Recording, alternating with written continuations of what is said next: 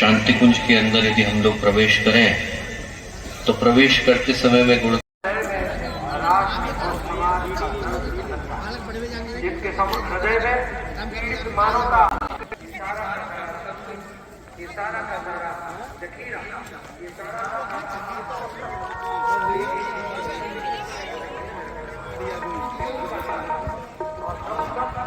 चाहे 80 साल के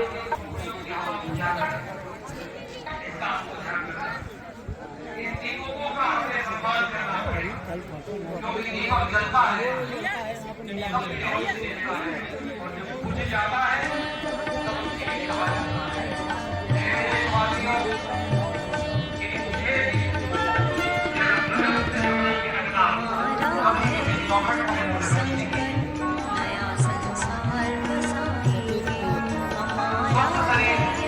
को चलना चाहिए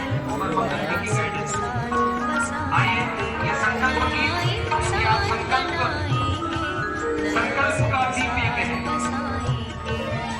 अखिल विश्व गायत्री परिवार विश्वास सम्राट करुणाई को दिशा देने वाले और गुरुदेव के यौवन और गुरुदेव की युवा भक्त जैसे नजर आप देख सकते हैं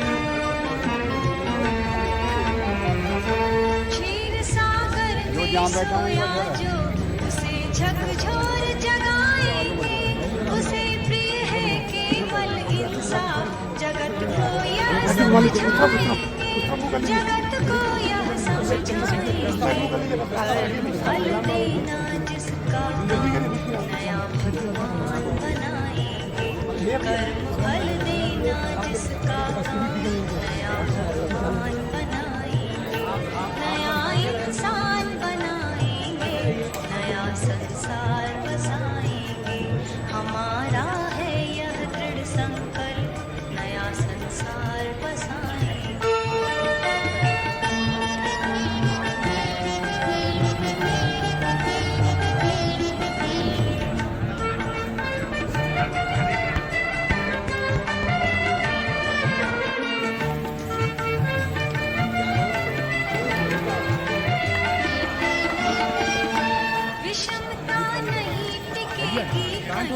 एकता समता लाएंगे, न होगा नारी का अपमान, उसे गुण खान बनाएंगे।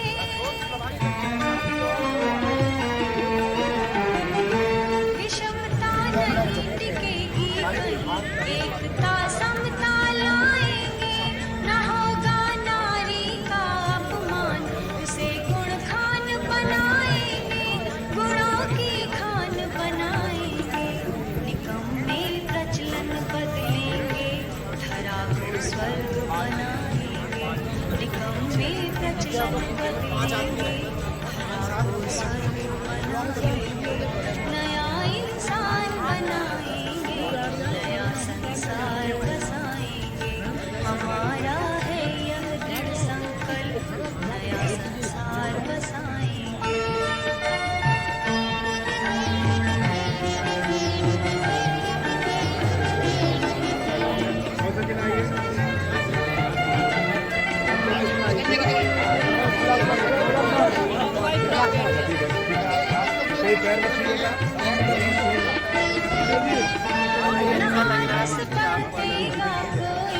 उठेंगे और उठाएंगे, का माल न खाएंगे,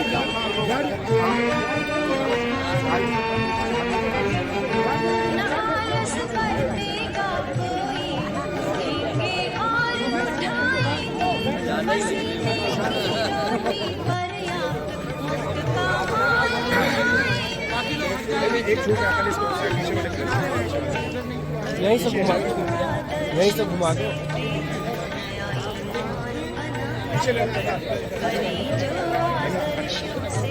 ये कौन सा जनपद है?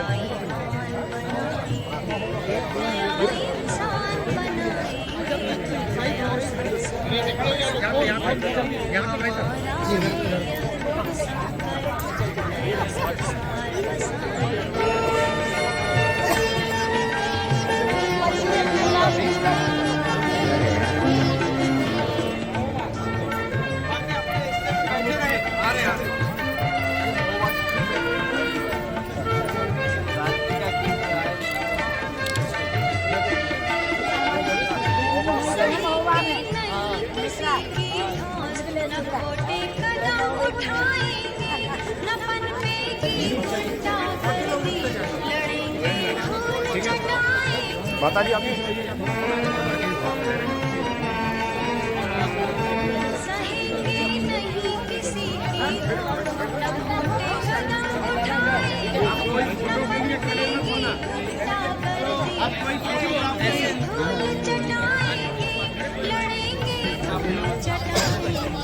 जाएंगे आपके हरिद्वार जाएंगे 15 मिनट पहले 15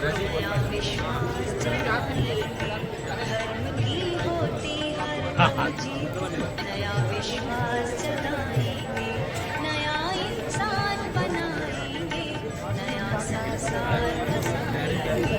हमारा है यह दृढ़ संकल्प, नया संसार बसाएंगे।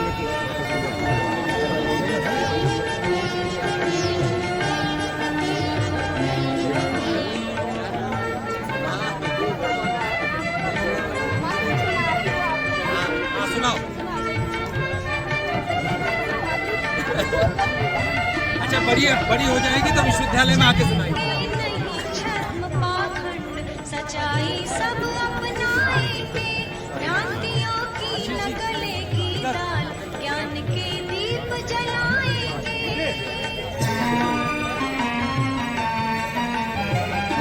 चलेंगे नहीं शर्म पाखंड सच्चाई सब अपनाएंगे, भ्रांतियों की लगलेगी दाल, ज्ञान के दीप जलाएंगे, ज्ञान के दीप जलाएंगे। अंधेरे को न मिलेगा नया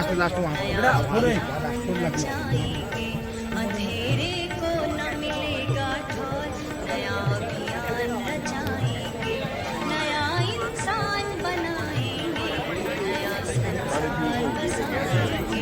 हमारा है यही संकल्प, नया संसार बसाएंगे।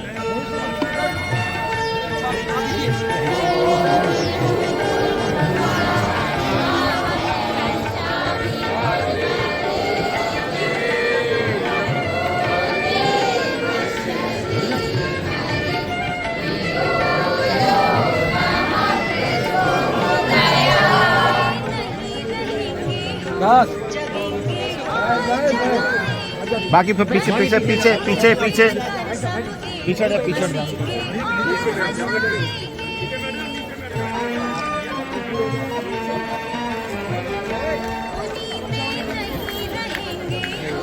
जगेंगे और जगाएंगे, रहेंगे मिलकर सबके, हंसेंगे और हंसाएंगे, हंसेंगे और हंसाएंगे। करे जो दुर्गा को साकार, नया सहकार जगाएंगे, करे जो दुर्गा को साकार, नया सहकार जगाएंगे, नया इंसान बनाएंगे, नया संसार बसाएंगे, नया इंसान बनाएंगे, नया संसार।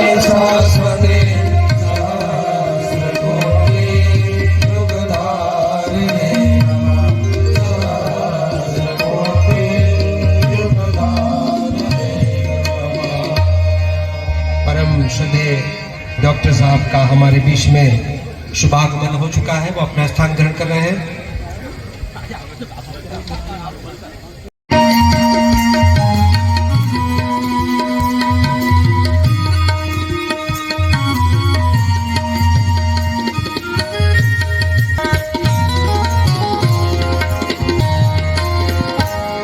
कर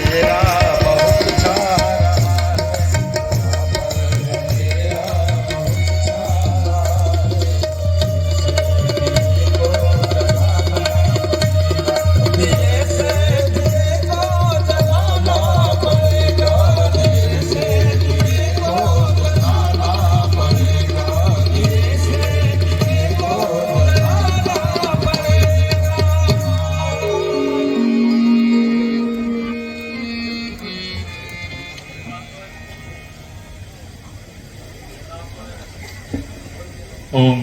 धरा पर अंधेरा बहुत छा रहा है, दिए से दिए को जलाना पड़ेगा। एक दीप परम पूज्य गुरुदेव ने प्रज्वलित किया वर्ष 1926 को, जिसकी साक्षी में 24 वर्षों की उनकी कठोरतम साधना और जिसकी साक्षी में ये ईश्वरीय अभियान अखिल विश्व गायत्री परिवार का दैवीय अभियान पूरे विश्व में दिग दिगंत तक विस्तार ले रहा है।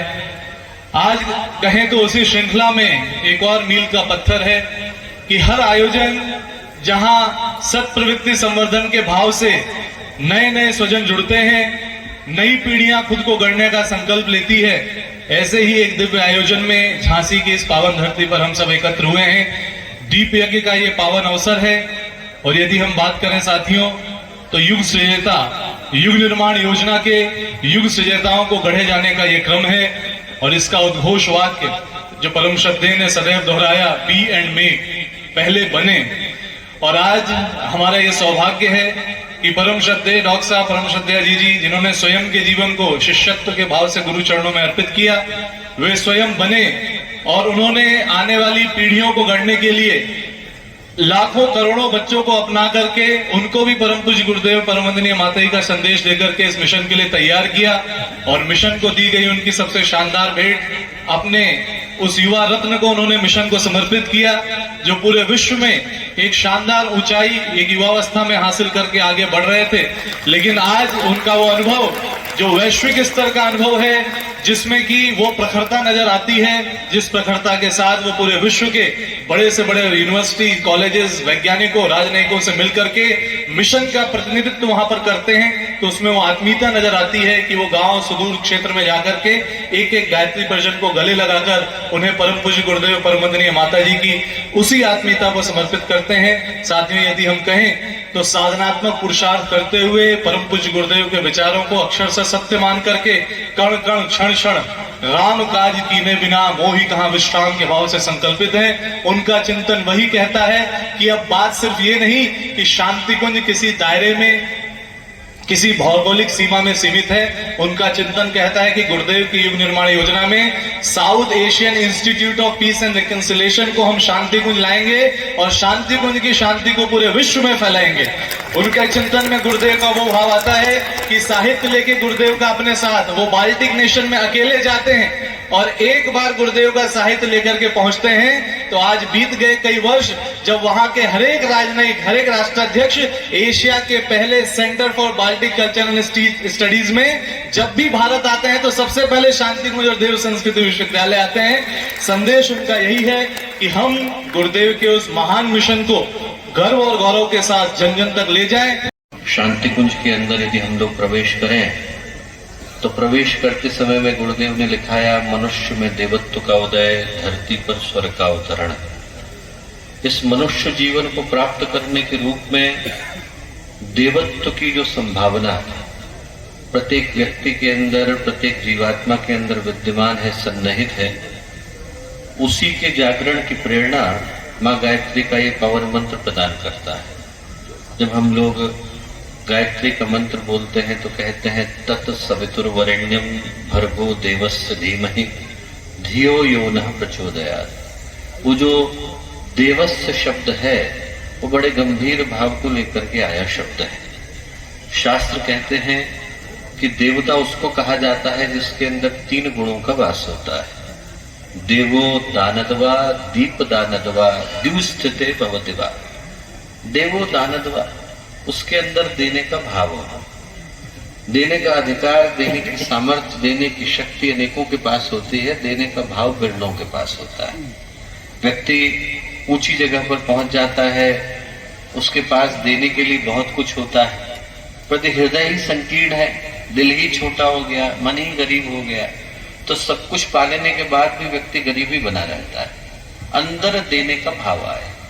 जो गायत्री का मंत्र है वो पहली प्रेरणा यही देता है कि जो मिला उसको हम बांटना जान जाए।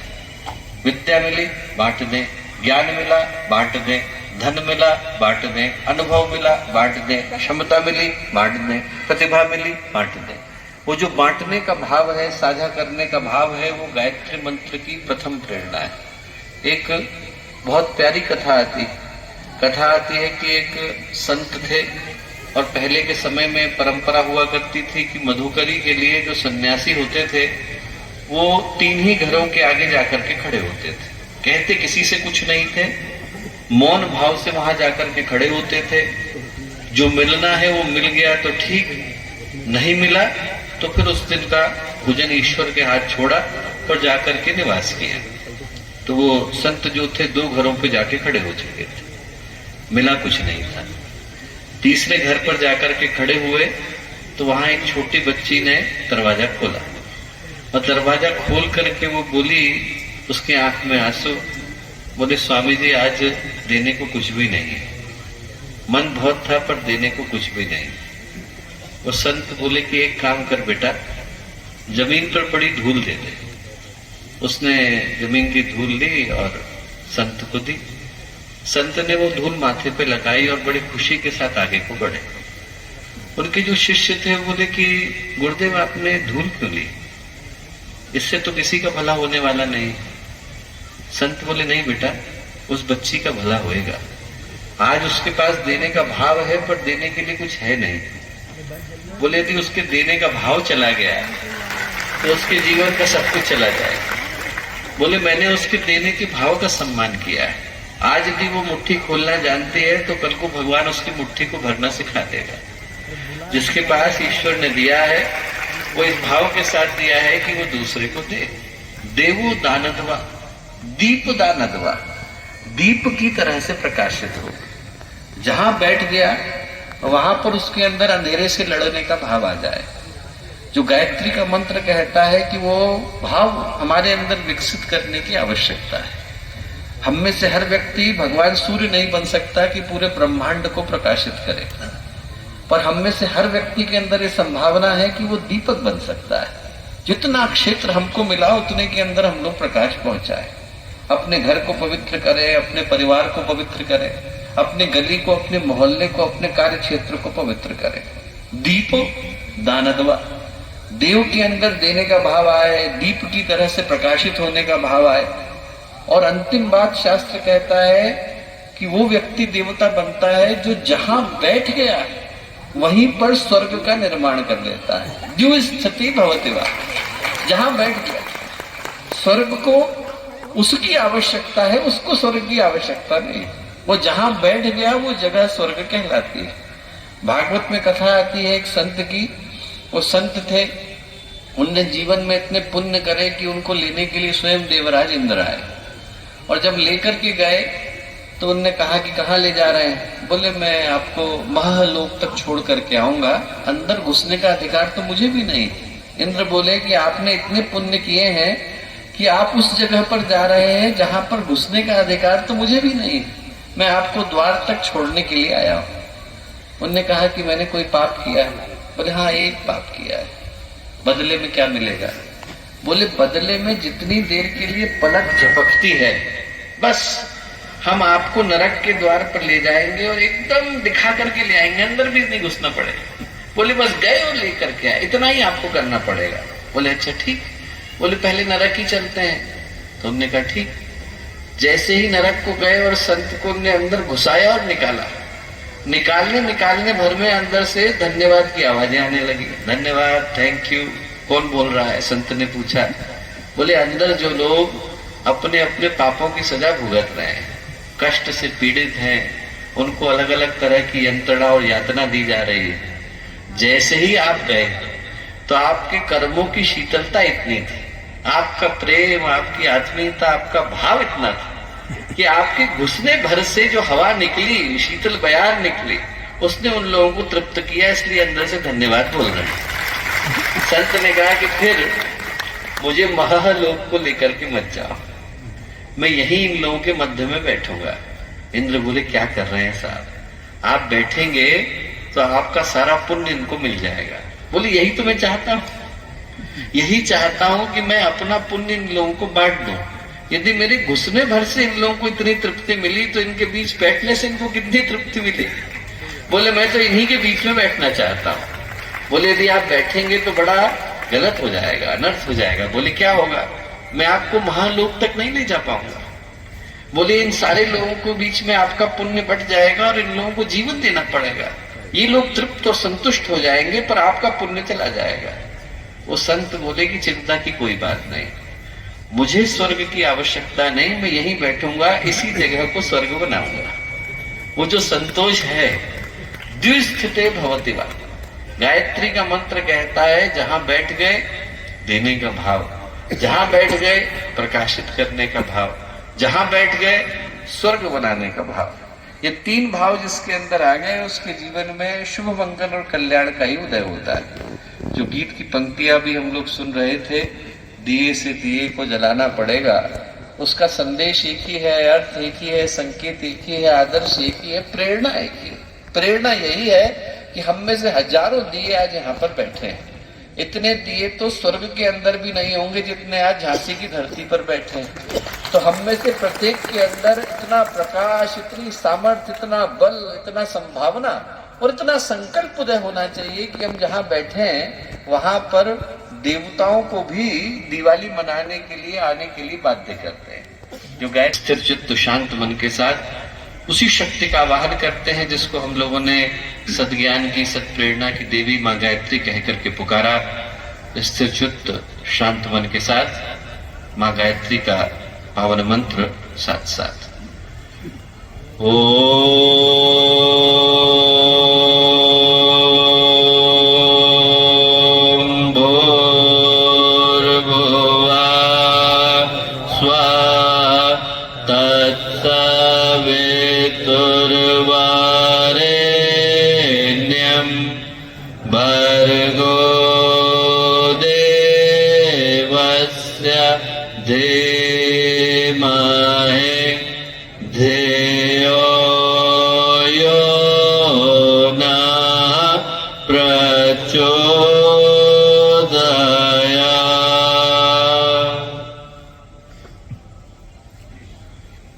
परम पूज्य गुरुदेव परवंदनीय माता जी के सूक्ष्म संरक्षण में, दिव्य सानिध्य में आज का प्रांतीय युग सुजेता समारोह का ये पावन क्षण, दीप महायज्ञ की पावन बेला, बुंदेलखंड की पवित्र भूमि, इस भूमि पर आज हम लोग उपस्थित हैं। सौभाग्यशाली हैं हम लोग कि यहाँ उस स्थान पर उपस्थित हो पाने का सौभाग्य मिला जो प्रेम, पवित्रता, पराक्रम की भूमि रही, जिस भूमि पर स्वयं परम पूज्य गुरुदेव ने 17 बार आकर इस भूमि को कृतार्थ किया। उस भूमि पर उपस्थित हो पाने का एक अद्भुत अलौकिक सौभाग्य आज हमको मिला। इस पावन अवसर पर हम लोग के साथ मंच पर उपस्थित आदरणीय नरेंद्र भाई साहब, प्रिय आशीष, यहाँ उपस्थित शांति कुंज की संगीत टोली के सभी सम्मानित कार्यकर्तागण, विभिन्न स्थानों से आए गायत्री परिवार के सभी सम्मानित कार्यकर्तागण, युवा भाई बहन, यहाँ उपस्थित गणमान्य अतिथियों में आदरणीय श्री कुशवाहा जी। एक अद्भुत अवसर पर हम लोग यहाँ एकत्रित हैं और जो दीप महायज्ञ का अवसर आता है इस कार्यक्रम के श्रृंखला में, ये पूछें तो समीक्षा के भाव को लेकर के आता है। हम लोग यदि सोच करके देखें तो आज जीवन की अनेकों धाराएं, कोई कहीं से चला, कोई कहीं से चला, और वो सारी की सारी धाराएं यहाँ आकर के एक हो गई। ऐसे ही हम लोग झांसी के अंदर आकर के बैठे हैं, हम सबके जीवन का उद्देश्य एक हो गया है।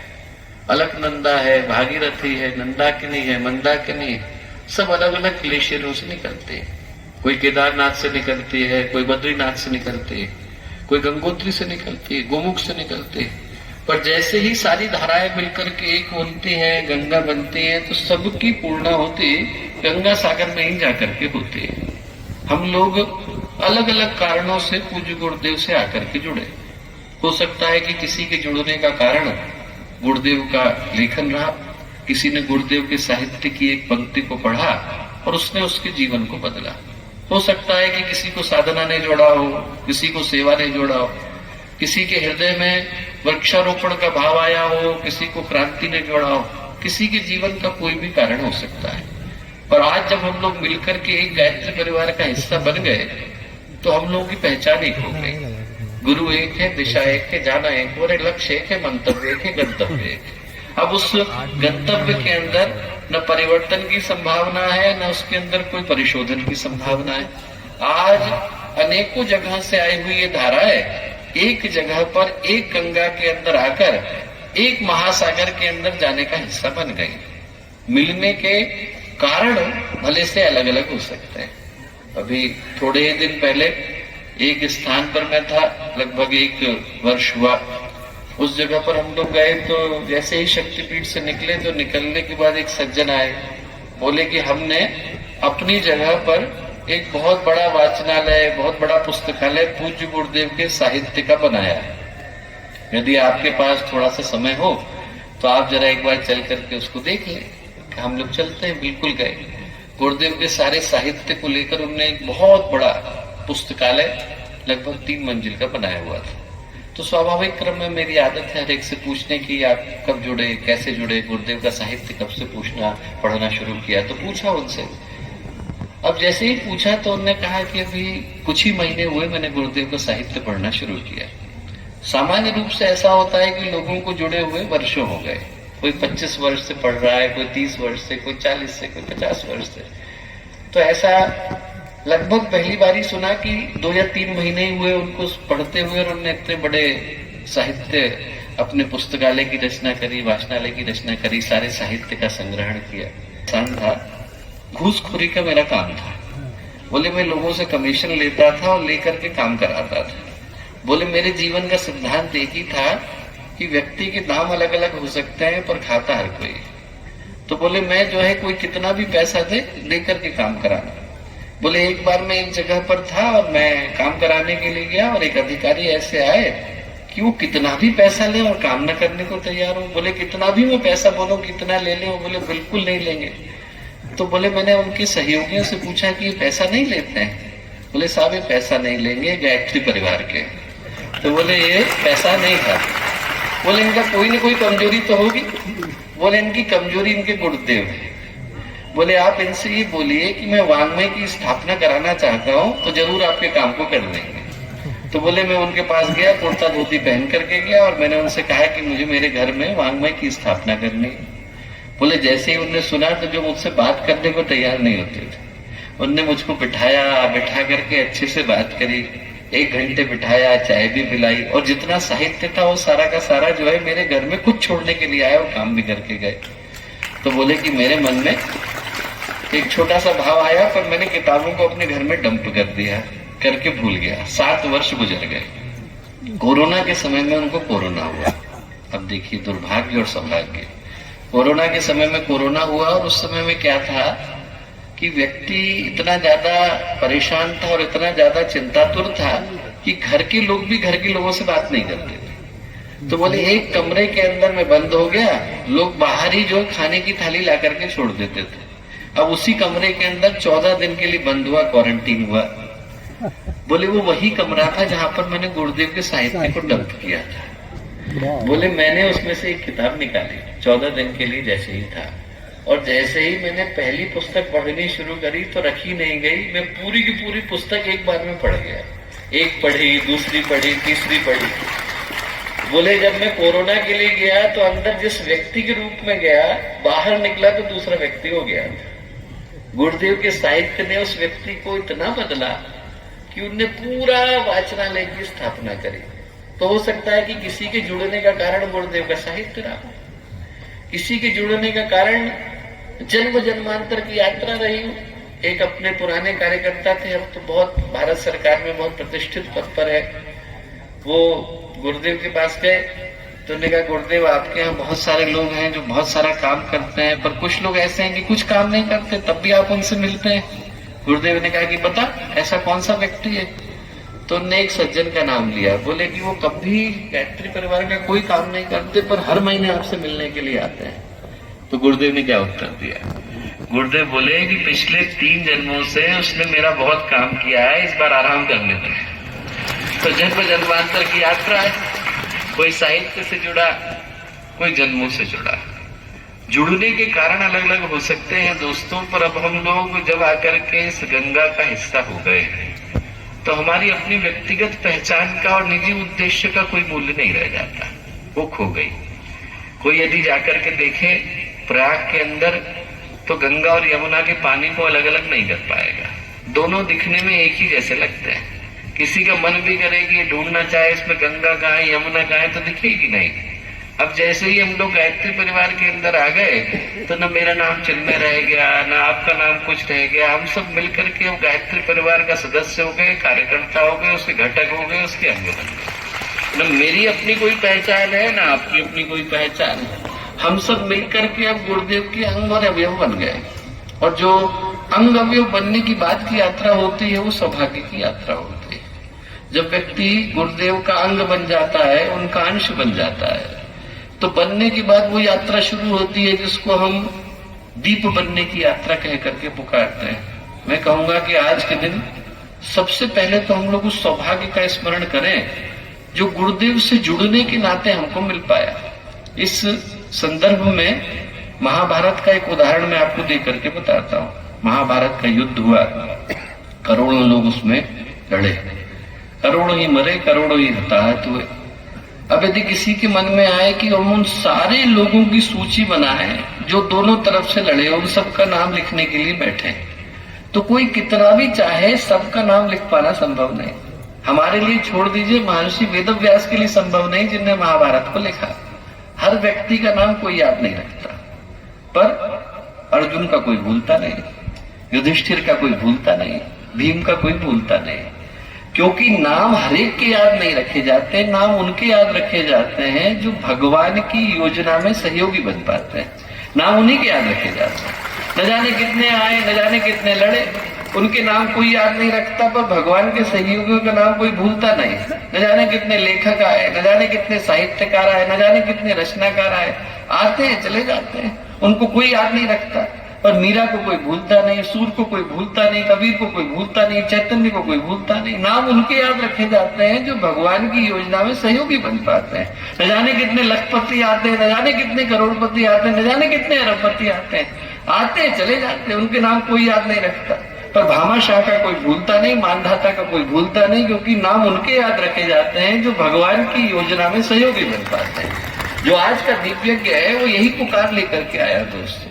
पुकार ये लेकर के आया कि ये जो समय है जिसके विषय में भी हम लोग सुन रहे थे, अंधेरा बड़ा घना छा रहा है, ये अंधेरा जो घना छा रहा है ये दीपकों को, उनके प्रकाश को पैदा करने के लिए पुकार रहा है। हम में से हर व्यक्ति को यही पुकार पहुंचाई जा रही है। ये पुकार पहुंचाई जा रही है कि इस कठिन समय में, विषम बेला में, विभत्स घड़ी में, जब इंसान अपने जीवन के उद्देश्य को भूल करके बैठा है, हमारी आंखों के सामने परिवार बिखर रहे हैं, समाज टूट रहा है, प्रकृति कुपित है, पर्यावरण क्रुद्ध है, मौसम बेकाबू है, इंसान अपने जीवन के सारे उद्देश्यों को पूरी तरह से भुला करके बैठा है। ऐसे समय में जो लोग जागृत हैं, जीवंत हैं, जिनके अंदर ईश्वर का प्रवाह, परमात्मा की चेतना, गुरुदेव की आवाज, महाकाल का आवाहन पूरी शिद्दत के साथ घूमते हैं, उनमें से हर व्यक्ति को ये कहकर के पुकारा जा रहा है कि युग युग की आवाज है। आप में से हर व्यक्ति को आज की इस तारीख में, आज की इस तारीख में, आज की इस घड़ी में जागना पड़ेगा। ये समय आप लोगों को जगाने के लिए आया, अंधेरों को चीर करके प्रकाश को पैदा करने के लिए आया है।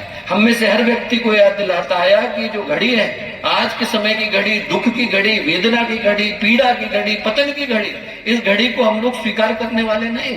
गुरुदेव ने एक उद्देश्य के लिए हम लोगों को जीवन दिया है, जन्म दिया है, और जिस उद्देश्य के लिए दिया है, जिस उद्देश्य को पूरा करे बगैर हम लोग यहाँ से चले गए तो हमसे ज्यादा दुर्भाग्यशाली इस संसार में दूसरा कोई होने वाला नहीं है दोस्तों। ये समय ऐसा है जहां पर हर वो व्यक्ति जो जन्म जन्मांतर से गुरुदेव का सहयोगी रहा, उसको गुरुदेव ने बहुत गंभीरता के साथ सही जगह पर, सही समय पर ला करके खड़ा कर दिया है। सिर्फ अवसर इस बात का है कि हम लोगों को जो जिम्मेवारी दी गई है, जो भूमिका दी गई है, जो कर्तव्य दिया गया है, जो दायित्व दिया गया है, उसका निर्वहन हम लोग सही तरीके से कर सके। आज की तारीख में यदि कोई आपसे कहे कि आप लोग दीपयज्ञ में गए थे तो आप मना कर देना।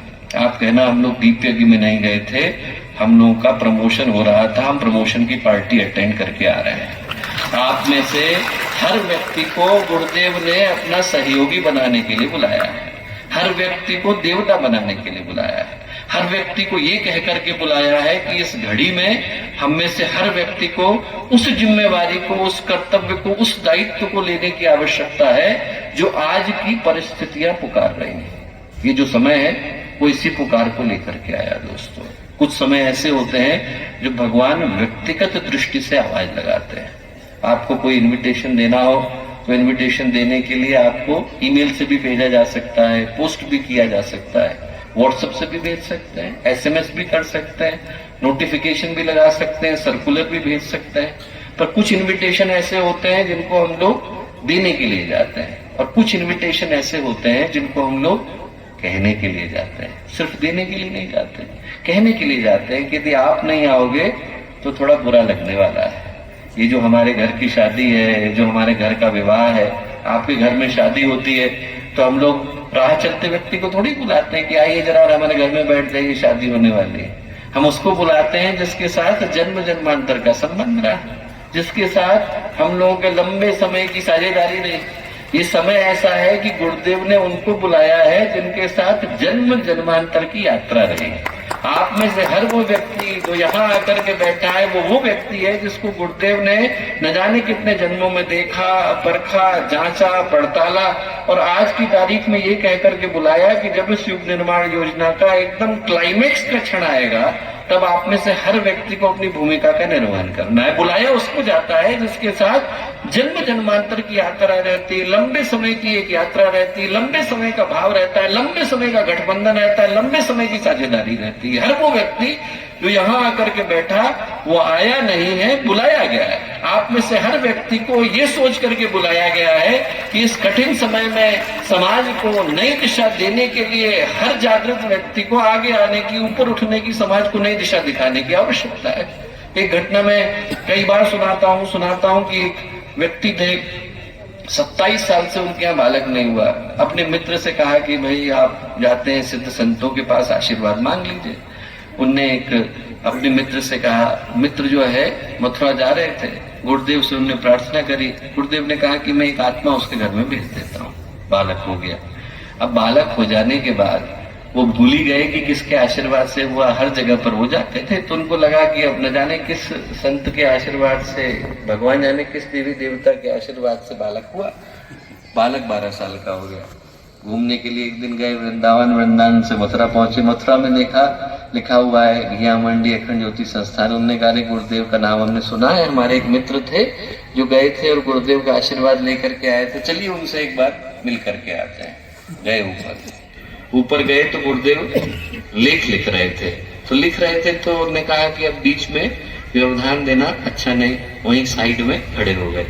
10 मिनट खड़े रहे। 10 मिनट के बाद गुरुदेव की दृष्टि गई। जैसे ही गुरुदेव की दृष्टि गई तो गुरुदेव उनको देखते से ही बोले कि अरे ये लड़का तो हमारा भेजा हुआ है। अब आप सोच करके देखिए, जिस व्यक्ति को ये भी नहीं पता कि गुरुदेव का नाम क्या है, जिस व्यक्ति को ये भी नहीं पता कि हमारी गायत्री परिवार में भूमिका क्या है, उस आत्मा को गुरुदेव ने जन्म दिया, खींच करके बुलाया। आज की तारीख में इतनी ज्यादा कठिनाई है, न जाने कितनी ट्रेनें कैंसिल हुई, न जाने कितनी तकलीफें हुई। इतनी सारी चुनौतियों के मध्य में आज जो 10,000 युवा यहाँ आकर के बैठे हैं, उनमें से एक भी व्यक्ति बिना गुरुदेव का बुलाया हो सकता है। हर वो व्यक्ति जो यहाँ आकर के बैठा है उसको यही सोचने की आवश्यकता है कि हमें तो व्यक्तिगत आमंत्रण देकर के बुलाया गया है। हमारा नाम स्टेज से लिया गया नहीं लिया गया फर्क नहीं पड़ता, हमारे को किसी ने याद किया नहीं किया फर्क नहीं पड़ता। गुरुदेव ने हमें देखा, माता जी ने हमें देखा, माँ गायत्री ने हमें देखा और खींच करके बुलाया, और ये सोच करके बुलाया कि इस कठिन समय में भगवान का साथ देने के लिए कौन खड़ा होता है। युग में भगवान एक ही बार बुलाते हैं, और जब बुलाते हैं तो किसी बड़े काम के लिए नहीं बुलाते। भगवान छोटी छोटी चीज के लिए बुलाते हैं। रीछ वालों से भगवान ने पत्थर मांगे थे, ग्वाल बालों से लाठियां मांगी थी, सुदामा से सत्तू मांगा, गिलहरी से भालू मांगी थी, शबरी से बेर मांगे थे, और द्रौपदी से तो अन्न का एक दाना मांगा। बड़ी चीज भगवान ने किसी से नहीं मांगी। भगवान ये देखने के लिए नहीं मांगते कि आप क्या देते हैं, भगवान ये देखने के लिए मांगते हैं कि आप किसको देते हैं और कब देते हैं। महत्वपूर्ण ये नहीं है कि हमने क्या दिया, महत्वपूर्ण ये है कि हमने किसको दिया और कब दिया। एक कहानी आती है, पेशवा बाजीराव की, बड़े प्रसिद्ध राजा हुए, जा रहे थे, रास्ते में जाते जाते उन्होंने देखा कि एक बालक खड़ा हुआ है, फटे हुए वस्त्र है। उनने अपने मंत्री जी से कहा कि मंत्री जी आप एक कपड़ा फाड़ के इसको दे दो। मंत्री ने कहा मालिक दे दूंगा मैं। उनको लगा कि शायद सुना नहीं, दोबारा से कहा, बोले कपड़ा फाड़ के दे दो, बोले हाँ मालिक दे दूंगा। राजा को थोड़ा बुरा लगा, राजा ने कहा अभी नहीं दोगे, बोले नहीं कल सुबह दूंगा। बोले ठीक। अगले दिन राजा को लगा कि शायद मंत्री कहीं मेरी बात माने ना माने, तो राजा ने मंत्री जी को बुला करके पूछा कि क्यों भाई आपने उस लड़के को कपड़ा दे दिया था? बोले जी मालिक 5 गांव दे दिए। 5 गांव क्यों दिए? बोले अरे साहब कपड़ा फाड़ के तो मैं भी दे सकता था, आप पूरे भारत के राजा है, आप दें तो आपके कद के बराबर तो देना तो होना चाहिए। बोले आप राजा है, पेशवा बाजीराव है, नीचे से लेकर ऊपर तक आप ही का शासन है, तो आपके बराबर मूल्य का तो होना चाहिए, इसलिए कपड़ा फाड़ करके देने के बजाय 5 गांव दिए। वो जो बालक था जिसको कपड़ा फाड़ करके देना था, उसका नाम उस दिन के बाद से उस परिवार का नाम फड़के हो गया। जो महाराष्ट्र में हम लोग सरनेम देखते हैं फड़के, वो सरनेम वहीं से आया। वो सरनेम यहाँ से आया कि जो कपड़ा फाड़ करके देना था उसकी जगह पर 5 गांव दे दिए। तो राजा यदि देते हैं और 5 गांव देते हैं, भगवान देंगे तो कितना देंगे? आप सोच के देख, भगवान के सहयोग के लिए जो खड़ा होगा उसको जब भगवान देते हैं तो उसी अनुपात में देते हैं। जब भैंस बने होते तो क्या कसूर करते हैं? भैंस और भेड़ भी एक बाड़े में रह ही लेते हैं, पर मौका मिलता है तो एक दूसरे को गड़ाने से चूकते नहीं। वैसे ही आज मानवता हो गई, बस मौका मिलने की आवश्यकता है। मौका मिल जाए तो जो आज का मित्र है वो कल का शत्रु हो जाता है। मौका मिल जाए तो आदमी दूसरे का गला दबाने को, उसको निचोड़ने को, उसको मारने को, उसको गिराने को तैयार हो जाता है। मौके की बात है। वो जो मौका है उसी को बदलने के लिए आज का समय आ रहा है, उसी को हमें बदलना है। बदलना इस चीज को है कि इंसान की सोच के अंदर जो क्षुद्रता आ गई, निकृष्टता आ गई, ऐसा समय आएगा दोस्तों जब आदमी को अपनी छाया पर भी भरोसा नहीं रह जाएगा। इंसान के पास ऐसी स्थिति आने वाली है जब इंसान को ये भी भरोसा नहीं होगा कि जो छाया मेरे साथ चल रही वो भी मेरी है कि नहीं। पता चला मैं इधर को गया, छाया गई और को चली गई। वो जो एक दूसरे के प्रति का भरोसा चला गया, एक दूसरे के प्रति का विश्वास चला गया, उसको जगाने के लिए इंसान के अंतःकरण को फिर से पवित्र बनाने की आवश्यकता है। इस समस्या का समाधान एक ही है जो गुरुदेव बता करके गए। इंसान के हृदय में अच्छा करने का भाव आए। वो जब तक वो करने का भाव नहीं आता, संकल्प नहीं आता, सोच नहीं आती, तब तक दुनिया को बदल कैसे सकते हैं? बदलने की शुरुआत तो उन्हीं दीपकों से करनी होगी जो दीपक इंसान के हृदय के अंदर प्रज्वलित है। जब तक वहां प्रकाश नहीं होगा तब तक संसार के अंदर उजाला कर पाने की संभावना नहीं। बाहर से तो हम व्यक्ति को बदल सकते हैं, व्यक्ति की सोच को बदल सकते हैं। जो मैं लेकर के चल रहा हूं तो मोबाइल का सेट है, एक दिन भगवान स्विच ऑफ कर देगा तो न मेरे मुंह से आवाज आएगी न नाक से सांस आएगी, सब खत्म। वहीं पर राम नाम सत्य हो गया। ये मोबाइल सेट तो भगवान एक दिन स्विच ऑफ कर सकते हैं, पर जो अंदर का सिम कार्ड है उसको अपग्रेड करने की जिम्मेवारी गायत्री परिवार की है। जो अंदर का सिम कार्ड है उसमें व्यक्ति के अंतःकरण को पवित्र करना, सोच को अच्छा करना, भावनाओं को शुद्ध करना, अच्छा करने की भावना को डालना, उसके अंदर इस विश्वास को डालना कि यदि आज की तारीख में हम किसी की मदद करने को खड़े होते हैं तो हम अपने ही परिवार का निर्माण कर रहे हैं। हो सकता है कि वो गलत करे, हो सकता है कि वो गलत राह पर जाए तो जाए, उसका कर्म उसके साथ जाए, पर हमें भगवान ने अच्छा करने की छूट दी है और हम लोग निश्चित रूप से अच्छा करने के लिए धरती पर आए। एक संत की कथा है, बहुत प्यारी लगती है। वो संत जो थे वो एक बिच्छू को बचाने की कोशिश कर रहे थे। जितनी बार बचाते उतनी बार डंक मारता। उनके साथ एक व्यक्ति गुजर रहा था, उसने कहा कि आप ऐसा क्यों कर रहे हैं? बिच्छू का स्वभाव है कि वो काटेगा। संत ने उसको तब भी उठाया और नीचे रखा। बोले इसका स्वभाव काटना हो सकता है पर मेरा स्वभाव तो बचाना ही है। हम लोगों को जो ईश्वर ने दिया वो ये दिया कि हमारे हाथ में जितनी क्षमता है, हमारे हाथ में जितनी सामर्थ्य है, उस जगह पर हम अच्छा करें। जो दीपक की परिभाषा है वो यही कि आज का जो अंधेरा है वो बाहर नहीं, मनुष्य के मन के भीतर विद्यमान है। अंदर अशांति है, अंदर अतृप्ति है, अंदर अभाव है, अंदर असंतोष है। जो अंधेरा है, आज का अंधकार है, वो व्यक्ति को क्षण भर के लिए भी खुश नहीं रहने देता। व्यक्ति अपनी खुशियों को, अपनी मुस्कुराहटों को भूल करके बैठा है, अपनों को भूल के बैठा है, अपनों के बीच के प्यार को भूल के बैठा है, अपनों के बीच की संवेदना को भूल के बैठा है। किसी को किसी पर भरोसा नहीं, किसी को किसी पर विश्वास नहीं। इस दुनिया को बदलने की शुरुआत बाहर से नहीं, भीतर से ही हो सकती है दोस्तों। और वो जो दीपक का अवसर है वो यही संकल्प लेकर के आया कि औरों को हम बदल पाए ना बदल पाए, अपने आसपास की दुनिया को अवश्य बदलेंगे। हमारे आसपास के जितने लोग होंगे उन 4 को बदलने की जिम्मेवारी हमारी है। आज 10,000 युवा यहाँ आकर के बैठे। मैं कहूंगा कि यही संकल्प हम लोग लेकर के जाएं कि कम से कम 4 के जीवन में हम लोग अच्छे विचारों को पहुंचा करके आए। वो 4 ऐसे होने चाहिए कि उनके ऊपर हमें आंख मूंद करके भरोसा हो कि यदि कल को कष्ट की घड़ी आएगी, कल को समाज के अंदर संकट आएगा, कल को मानवता कराएगी, और यदि हम इनको पुकारेंगे तो ये निश्चित रूप से समाज की मदद के लिए आगे आएंगे।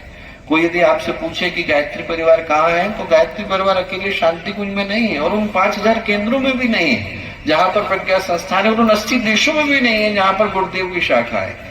गायत्री परिवार हर उस व्यक्ति के हृदय के अंदर है जिसके अंदर अच्छा करने का भाव है। गुरुदेव ने जो एक सोच दी वो यही थी कि इस पूरी दुनिया के अंधेरे को दूर करने के लिए शांति कुंज अकेला काफी नहीं, हमें हर घर को शांति कुंज बनाने की आवश्यकता है। हर व्यक्ति के अंदर उसी चेतना को पहुंचाने की आवश्यकता है, उसको याद दिलाने की आवश्यकता है कि जो हम भटक गए हैं वो सिर्फ अपने जीवन के उद्देश्य को भटक गए हैं। वहां पर यदि हम सही राह पर, सही जगह पर, सही उद्देश्य के साथ आ जाते हैं तो फिर आने वाले समय में एक बहुत ही स्वर्णिम भविष्य हम आने वाली पीढ़ी के हाथ में छोड़ करके जा रहे हैं। जो आप लोगों के मध्य में हम लोग आए, आने के बाद जिस एक सौभाग्य को मैं यहाँ से लेकर के विदा हो रहा हूँ, इस सौभाग्य को लेकर के विदा हो रहा हूँ कि इस विश्वास को लेकर के विदा हो रहा हूँ। जब आप लोगों के मध्य में गए, लोगों से मिले, उनके चेहरे पर जो चमक देखी, उनके चेहरे पर जो उमंग देखी, उनके चेहरे पर जो उत्साह देखा, और उनके हृदय के अंदर जो ललक देखी, उसको देख करके इस विश्वास को हम अपने हृदय में गहरे बिठा करके जा रहे हैं कि गुरुदेव ने जिस उद्देश्य के लिए अनेकों मोमबत्तियों को जलाया था, वो मोमबत्तियां मशालों में बदल चुकी है। उनमें से हर मशाल के अंदर इतनी ताकत है कि वो जहां जाएगी वहां पर स्वर्णिम सवेरा कर देने की ताकत अपने अंदर सुरक्षित रखती है। मैं कहूंगा उसी विश्वास को हम में से हर व्यक्ति यहाँ से लेकर के विदा हो, ये लेकर के विदा हो कि यहाँ से निकलते से ही हमारी परीक्षा शुरू हो जाती है। हम जैसे ही इस स्टेडियम से बाहर निकले, जैसे ही इस परिसर से बाहर निकले, तो हम लोगों को अपने अपने घरों तक, अपने अपने जनपदों तक, अपने अपने जिलों तक, अपने अपने शहरों तक, अपने अपने कस्बों तक पहुंचने की प्रतीक्षा करने की आवश्यकता नहीं। जो व्यक्ति रास्ते में मिले उसके हृदय में अच्छी भावना को पहुंचाने की आवश्यकता है। पूरा का पूरा विश्व हमारा कार्य क्षेत्र है। आप लोगों को लगे कि हमें कहाँ काम करने की आवश्यकता है, तो ग्लोब को घुमा दीजिएगा, और ग्लोब को घुमाने के बाद जहां लगे कि यहाँ पर गायत्री परिवार नहीं पहुंचा है, यहाँ गुरुदेव नहीं पहुंचे, यहाँ माता जी नहीं पहुंची, यहाँ माँ गायत्री नहीं पहुंची है, वहां पर पहुंचाने की जिम्मेवारी भी आप ही की है। वहां तक गुरुदेव को पहुंचाने की जिम्मेवारी, वो जितना ग्लोब मिला हुआ है, वो जितना विश्व का मानचित्र मिला हुआ है, वो सारा का सारा विश्व का मानचित्र और कुछ नहीं है बल्कि हमारा कार्य क्षेत्र है। उस कार्य क्षेत्र के अंदर गुरुदेव के विचारों को पहुंचाने की जिम्मेवारी, वहां पर उपस्थित दीपकों को जलाने की जिम्मेवारी, वहां पर उपस्थित प्रेरणा को पहुंचाने की जिम्मेवारी भी हमारी है। ये बड़े सौभाग्य का विषय है कि जो आने वाले समय का यहाँ पर झांसी का ये शिविर लगभग अंत की तरफ है, और इस दीपक को अगले दीपक तक पहुंचाने की, इस मशाल को अगले मशाल तक पहुंचाने की जिम्मेवारी का समय भी आ रहा है। और नजीबाबाद उपजोन ने उस जिम्मेवारी को अपने हाथ में लेने का संकल्प लिया, तो एक बड़े सौभाग्य का विषय। और इस सौभाग्य के साथ एक और जो खास बात जुड़ जाती है, ये ठीक है कि उसके अभी शहर का निर्धारण करना शेष है, पर ये हम लोगों की प्रार्थना होगी कि हम लोग इसको, जो वंदनीय माता जी की जन्म शताब्दी का समय आ रहा है, अखंड दीपक की जन्म शताब्दी का समय आ रहा है, उसी के कार्यक्रमों की श्रृंखला के साथ जोड़ करके मनाएं, उसी की कार्यक्रमों की श्रृंखला के साथ जुड़ करके मनाएं, ताकि उसी संकल्प की प्रतिपूर्ति के लिए वो जो युवा चेतना का जागरण हो रहा है, वो अपने अभीष्ट को, अपने लक्ष्य को प्राप्त कर सके। यहाँ से झांसी की इस टीम को हम लोग हृदय से शुभकामनाएं देते हैं, और साथ ही साथ जो आने वाले समय की टीम है उसको शुभकामनाएं देते हैं। और वो सारे के सारे हजारों हमारे कार्यकर्ता, गायत्री परिवार के कार्यकर्ता, यहाँ इस पैरामेडिकल कॉलेज के सभी आचार्यगण, उनकी टीम के सभी सदस्य, सभी को हृदय से धन्यवाद देते हैं कि सबके सम्मिलित परिश्रम के कारण एक ऐतिहासिक, अविस्मरणीय, अतुलनीय कार्यक्रम यहाँ पर संपन्न हो पाया। वो जो चेतना है वो यहाँ से निकले, जागे, अनेकों को प्रेरणा के आगोश मिले, उनके जीवन में सत्कार्य करने की प्रेरणा उत्पन्न करे, लहरें निकलें और निकल करके सुनामी का रूप लें। ऐसी प्रार्थना हम लोग पूज्य गुरुदेव से करते हैं, वंदनीय माता जी से करते हैं। सभी को बहुत सारी शुभकामनाएं, सभी को बहुत सारी मंगल कामनाएं।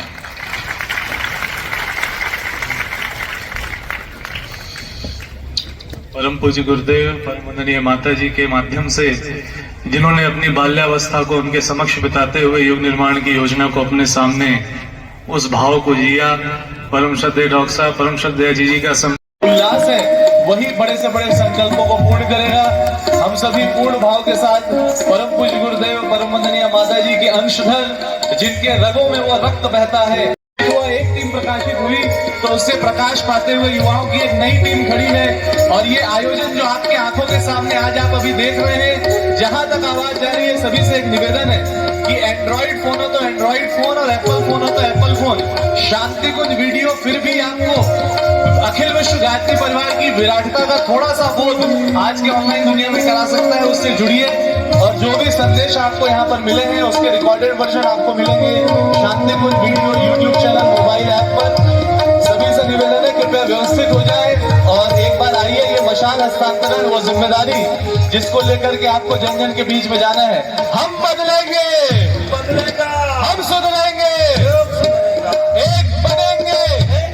परम पूज्य गुरुदेव की, माता जी की, गायत्री माता की, झांसी की रानी लक्ष्मीबाई की। युवाओं को से निवेदन है, दोनों हाथ ऊपर उठाइए और बोलिए शाबाश, शाबाश, शाबाश। ये शाबाशी है अच्छे कार्यों से जुड़ने की, ये शाबाशी है सत्प्रवृत्ति संवर्धन के अभियान से जुड़ने की, आशावादी होने की, सकारात्मक होने की, समाधान करने की दृष्टि विकसित करने की।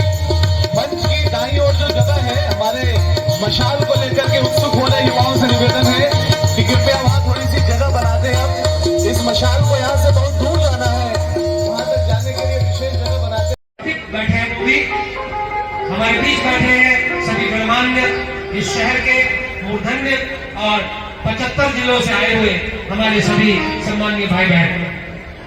यहाँ से एक प्रतिनिधि जोड़े से ये क्रम संपन्न करेंगे। आप जहाँ बैठे हैं वहां से भावों का दीप भी करेंगे। पूज्य गुरुदेव ने कहा है कि आप ये जो स्थूल कुंड वाला यज्ञ है, जो इकोलॉजी का बैलेंस करता है, यज्ञो वही भुवनस्य नाभि अन्नाद भवति भूतानि पर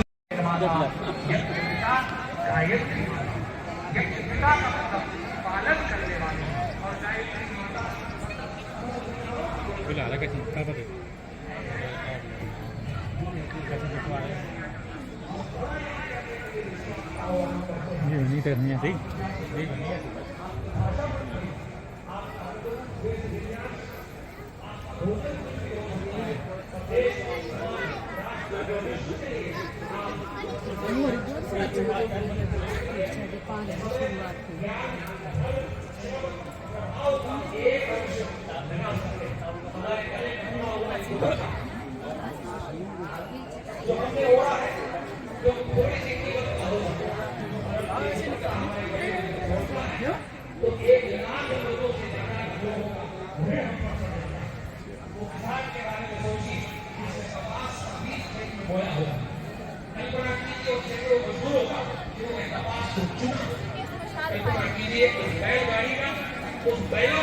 इस बैलगाड़ी पर लादकर, ट्रैक्टर पर लादकर वो घर तक पहुंचा होगा।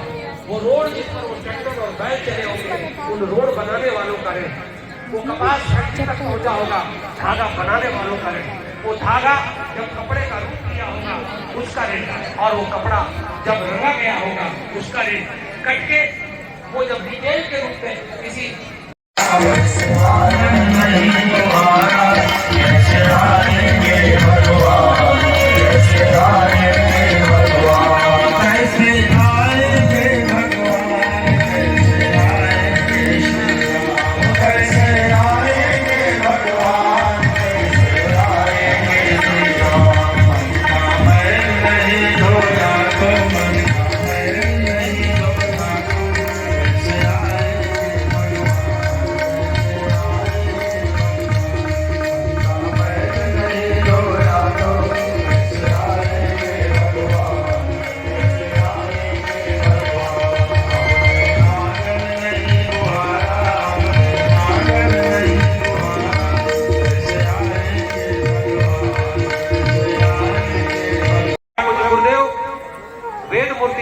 ये बोल रहा है पूज्य गुरुदेव को आप अपना गुरु बनाएं।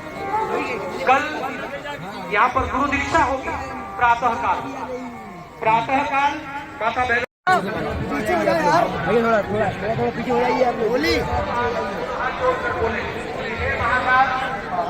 उज्जवल भविष्य की रचना के लिए अपने संकल्पों को पूरा करने के लिए हमें शक्ति भक्ति मनोवृत्ति प्रदान करें। हमारे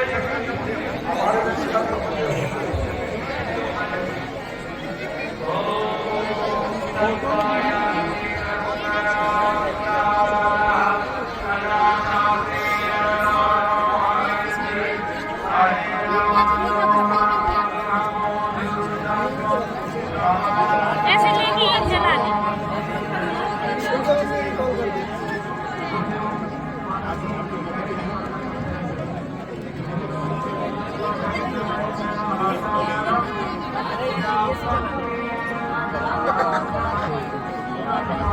मैं गिर गई।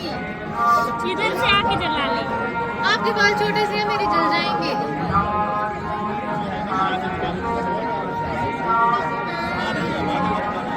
वो इधर ना जलाने के लिए मैं यहाँ पे ना शूट करके नहीं आ रही हूँ। आपको ना थैंक यू सो मच।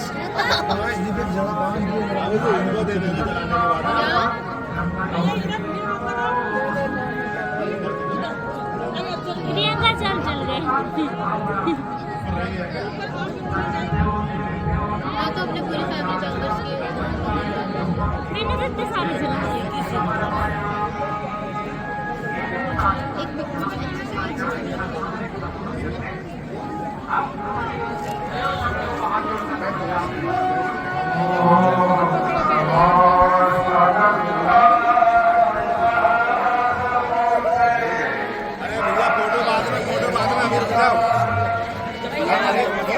आप लोग घूमते रहे कि चलने जा रहे चले जा रहे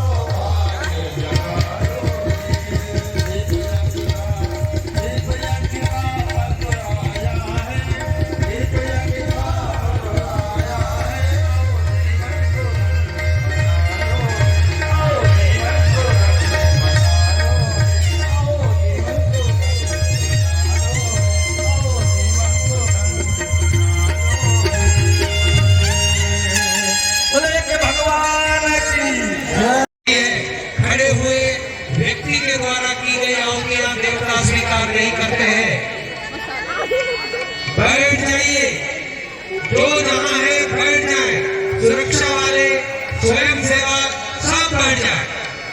खड़े हुए व्यक्ति की आहुतियां देवता स्वीकार नहीं करते। जोरदार जयकारा करें और आहुतियां प्रारंभ करेंगे। भगवान की अब दोनों हाथ गोदी में रखें, आंखें बंद करें, एकदम शांत चित्त हो जाए। श्रद्धा और भाव के साथ हम लोग आहुतियों का कर्म संपन्न करेंगे। भाव करें, आप हमारे साथ साथ